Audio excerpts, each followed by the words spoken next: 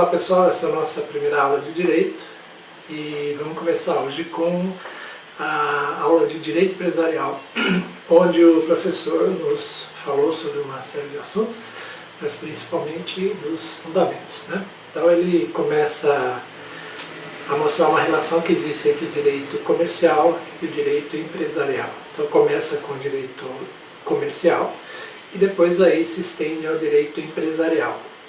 Então para isso ele faz um retrocesso aí de um pouquinho da história, falando lá da antiguidade, como que era feito o comércio entre as pessoas, etc. Né? Primeiro ele cita o comércio feito por pessoas através do escambo, que é a troca de produtos primários. Por exemplo, produtos agrícolas, troca por produtos agrícolas e produtos agrícolas com animais, etc, etc.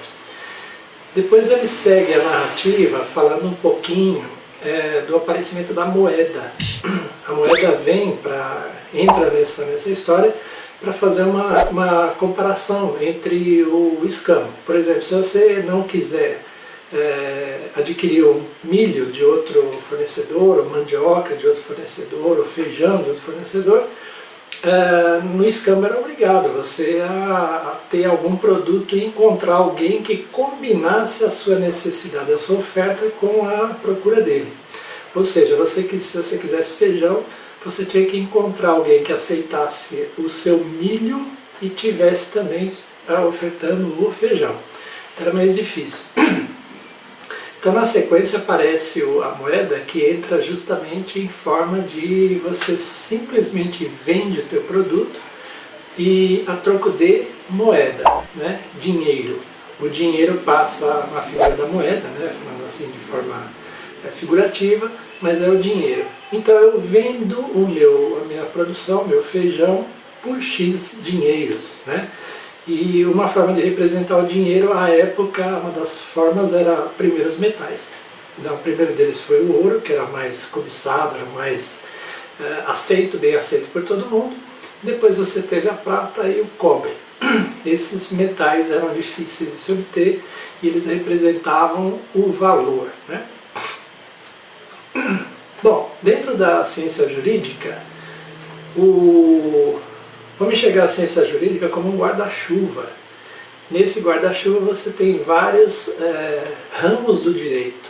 Então, no caso, o direito empresarial, você tem o direito de família, o direito previdenciário, o direito penal e assim por diante. Então, tem um guarda-chuva e aí embaixo dele você tem vários ramos do direito. E no caso ele citou que é o direito empresarial, que é o que esse professor vai trabalhar. Não sei se você sabe, ele adotou um livro, vai aparecer aqui, esse livro. É legal para poder acompanhar passo a passo o que ele está falando, mas necessariamente eu estive vendo na biblioteca da faculdade, custa R$130. E não tem na estante virtual, por exemplo, não tem. Então, se quiser vai ter que pagar esse preço aí para acompanhar, ok? Então ele fala que no contexto do direito empresarial, antes do direito empresarial ele volta para o direito como um todo. As sociedades precisavam de um código para gerir essa conduta em sociedade. Em agrupamentos, né, se você lembra lá da história, você tinha os feudos, depois esses feudos passam a se transformar em cidades, etc. E esses aglomerados de pessoas sempre traziam consigo discussões, brigas, desavenças, etc. Então, a sociedade precisou ter algum tipo de código que regulasse esse comportamento. E ele citou nesse código, o primeiro deles foi o do Hammurabi. Hammurabi foi um rei, né, que usava como base as leis do Talião. O Talião era um código e ele era baseado principalmente na reciprocidade. Dente por dente, olho por olho. Daí que vem a palavra retaliação, né? Talião, retaliação. Aí que você era obrigado a sofrer uma punição na igual proporção do dano que você causou, ok? E aí segue a aula falando um pouco dos feudos e das constituições desses agrupamentos, né? E aí fala um pouquinho da história do Brasil. Então ele vai entrando um pouquinho mais na história do Brasil, cita a Constituição brasileira. Em se tratando de código, nós tivemos a primeira Constituição em 1824, foi a primeira delas, que era por Dom Pedro, né, assinada por Dom Pedro, ou outorgada, melhor dizendo, por Dom Pedro. Antes disso, quais eram os códigos que haviam? Haviam as ordenações, de acordo com os reis de Portugal. Então nós tínhamos Filipe, Manuel e Afonso. Então tinha Afonsinas, Filipinas, Manuelinas, né? Essas eram as ordenações. Então era baseado nas leis de Portugal. E em 1850 já nós tivemos o primeiro código que ele tratava mais das questões comerciais. Então esse código durou até 2002, de 1850 até 2002, aí ano este em que houve uma alteração, uma mudança, incluindo agora, com essa mudança, aperfeiçoando, incluindo questões marítimas, para regular o comércio entre as nações. Ok, muito bem pessoal, agora então já estamos na aula 2, né, e o professor comentou, fez uma pró-memória assim, das sequências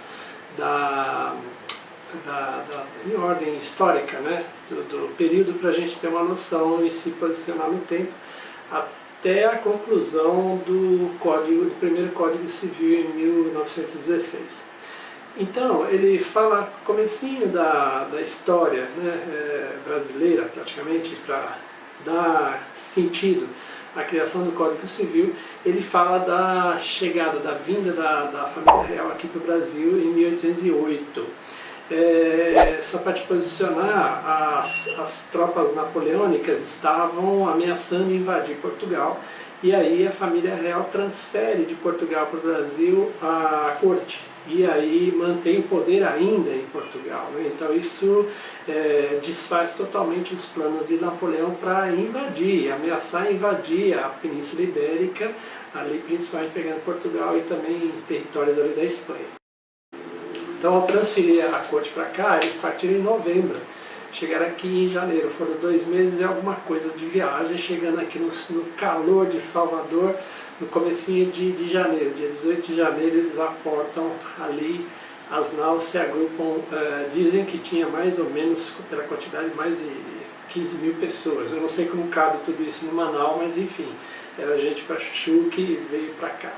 Enfim, depois disso, já em 1822, né, proclama-se a República, a independência do Brasil, em 7 de setembro de 1822, né, a independência do Brasil em relação a Portugal. Em 1824, eles têm a primeira Constituição do Império Brasileiro, né? E aí, sim, em 1850 nós temos o primeiro Código Civil, o primeiro Código Comercial, melhor dizendo. E aí, na sequência, em 1889, você tem a proclamação da República, né, uma forma de governo republicano.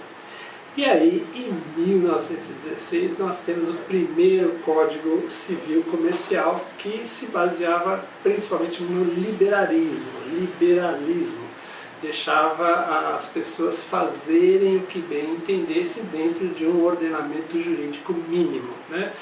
Mínimo porque está se começando. O Código Brasileiro foi baseado no Código Francês. Nós vimos nas aulas que, mesmo já tendo alguns sistemas de ordenamento jurídico que era o inglês, né, ele era baseado principalmente no Common Law, que é a lei consuetudinária, ou seja, é baseado nos costumes. Então, o nosso Código Civil se baseia exclusivamente no francês, né, que deriva do romano, ok? Depois disso, nesse Código Brasileiro, ele dá mais autonomia, dá mais liberdade, ele estabelece a formação da família, né, como base central, e a propriedade como um poder absoluto, né? Nessa sequência, a partir de 1930, nós temos aí a instauração do Estado Novo com Getúlio Vargas.